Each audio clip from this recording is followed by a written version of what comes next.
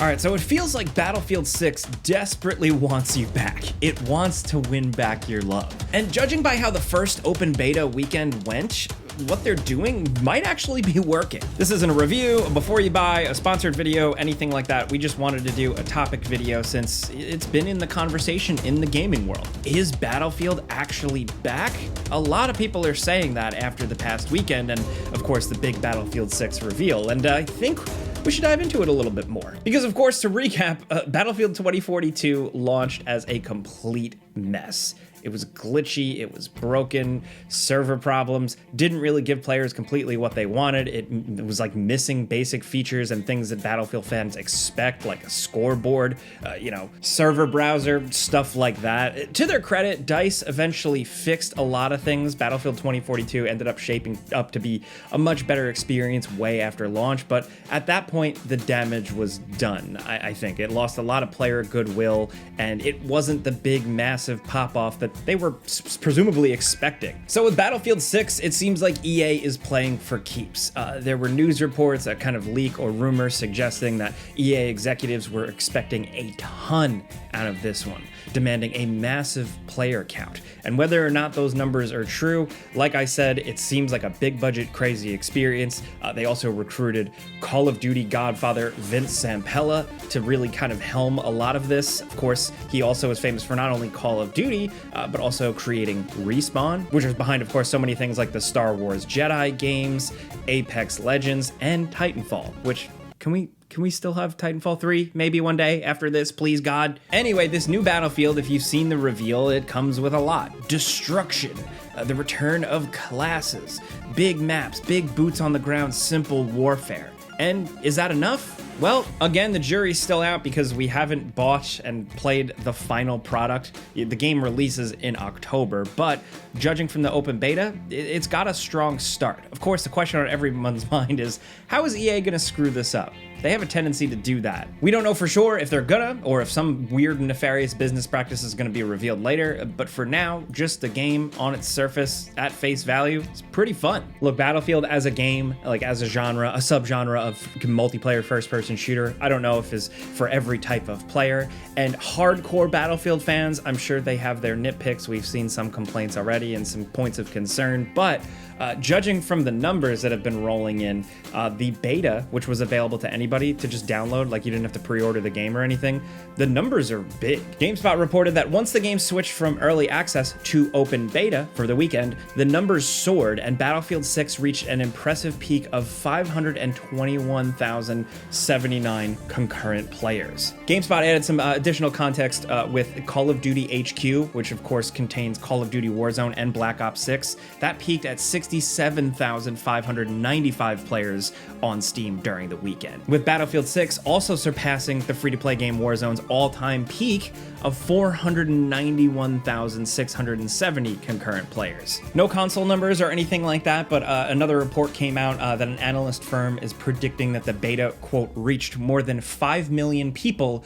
during the August 7th to 11th window. That's a lot of people. Granted, a lot of these people are jumping in for free, which is basically like what is a demo. They haven't purchased the game yet, but still, I think that shows a lot of interest. Also, the positive sentiment. You look online, there are tons of YouTube videos, lots of like TikTok videos and Instagram reels, all just showing people having fun in Battlefield, exploding buildings, watching them crumble in front of them, shotgunning their friends. It feels like Battlefield is back in the conversation. And honestly, if anything, that's refreshing. Just in terms of competition, to have another game out there, it's good. But again, let's go back to why Battlefield 6 desperately wants you back. Like why it's trying, why it's saying, pick me, pick me. It's doing a lot, right? It's very evocative of Battlefield 3 and 4. The simple, boots on the ground warfare. A lot of desert-based maps, large-scale destruction. Also, the return of the class system. These are all things that a lot of people consider is core to the Battlefield experience. And the previous games, in one way or another, have kind of effed around with those concepts here and there. They've experimented, they've tried different things, and now, here with 6, it led them all back to the beginning. Now, is this game like a carbon copy of 3 and 4? No. I think people will always argue that those games are better, but if anything, it does feel a bit like a spiritual successor. Like you can just totally pick that up when playing it. So people have been playing around with the different classes, right? You have Assault, which is kind of the all-arounder, the assault rifle guy. Has a little bit more mobility, has a adrenaline injector, and a couple of other tricks up their sleeve. Then the engineer is the person who's tasked with both fixing vehicles and trying to explode or destroy enemy vehicles. Support is basically the medic class, but of course all these have a little bit more flexibility to them. They can resupply, heal faster, stuff like that. And then of course Recon, the player class, it's basically the sniper. They have some abilities to mark and target and locate players and enemies for other teammates. There's a lot more nuances to these classes. You can modify them, you can adjust them, and people already kind of have some issues with how some of them are balanced, but I think they all have a pretty big degree of freedom and things to keep themselves busy, and it kind of just adds to the pile of fun stuff because essentially everybody feels like they have an active role and are actively participating.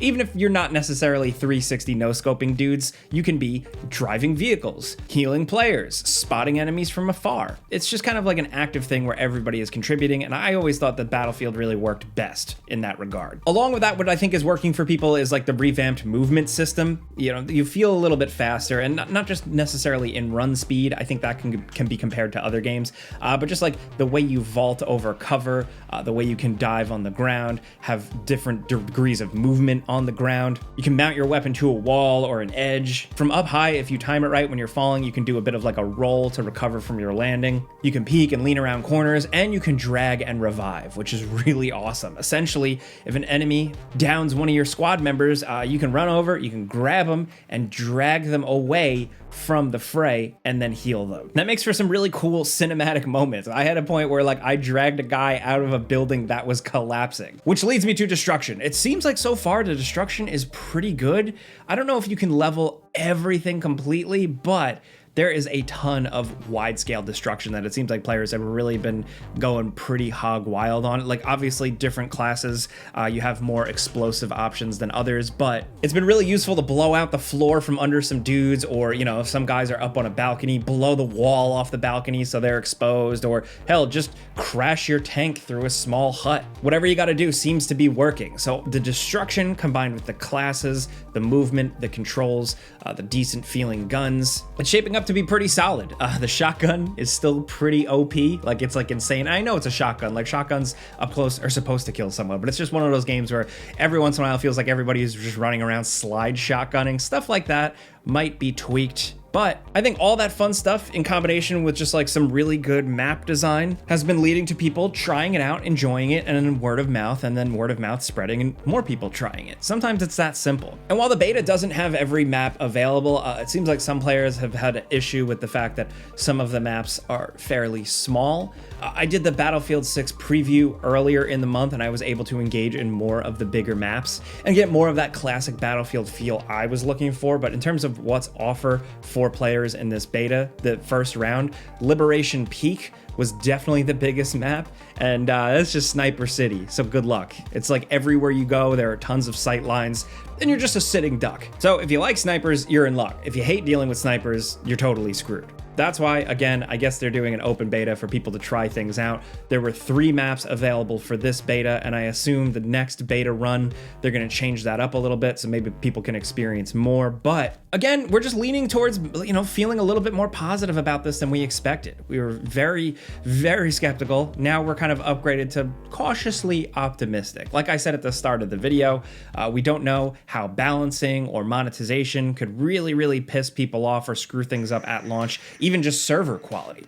Battlefield 4, when that launched, the servers were screwed for a long time. Do you remember that? Hopefully we don't get a repeat of something like that either. But at the very least, I think it's gonna be fun to see how this game evolves because, you know, on the surface here, it's just a very traditional, straight up, old school, first-person shooter military game, right? You're flying in your jets, you're riding your tanks, you're parachuting down, you're sniping, you're RPGing. It's stuff we've done a million times in these games before, but now with even crazier graphics, better sound design, and hopefully long-term support. But this time around, this style of game is entering a much more crowded market where essentially it's not even people's dollars anymore, it's just their attention. Battlefield is probably going to be like a full-priced game going up against all these free-to-play giants that just have people addicted.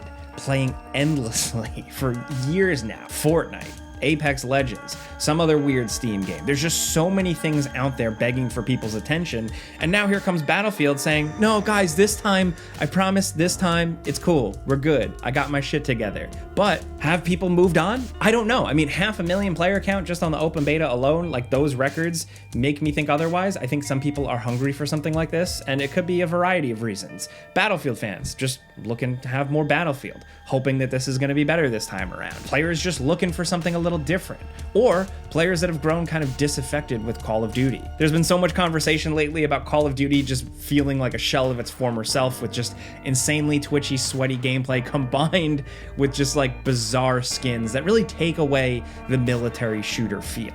Then you have this, Battlefield 6, which is doubling down on just regular old military shooter feel. The developers have even said that they're not going to do crazy like Nicki Minaj skins or anything like that. They're going to keep things pretty straightforward and pretty militaristic. We're going to have to wait and see, but that's where it's at now. The only other question, of course, if they are charging for like a full price product, is how's the campaign going to be? We've only gotten a very brief tease of it. It looks like it's going to lean into story, actually trying to have memorable characters, but whether or not that stuff actually clicks, we're not going to know until we actually play it for ourselves. So like I keep emphasizing, because like I'm not a fan of pre-ordering games or anything like that, it's good to still be skeptical, but I just think Battlefield 6 is something to keep an eye on. For now, we're just gonna have to wait and see how the full launch goes, but like I said at the start, it seems like Battlefield 6 wants you back, and it's actually trying.